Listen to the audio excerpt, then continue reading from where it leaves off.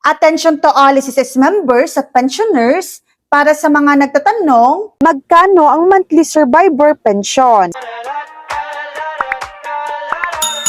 Ang monthly survivor pension sa SSS ay hindi pare-pareho. Nakadepende ito sa contributions, average monthly salary credit, at credited years of service ng namatay na member. Para sa death benefit, ang SSS ay kumukuha ng pinakamataas na mga sumusunod na computation. Una, 300 pesos plus 20% ng average monthly salary credit plus 2% ng average monthly salary credit times credited years of service. Pangalawa, 40% ng average monthly salary credit. Pangatlo, minimum pension na 1,000 pesos kung mas mababa sa 10 credited years of service. 1,200 pesos kung at least 10 credited years of service. 2,400 pesos kung at least 20 credited years of service. Mayroon ding 1,000 pesos additional benefit allowance para sa survivorship pensioners. Kung may qualified dependent children, maaari rin silang magkaroon ng dependents pension na 10%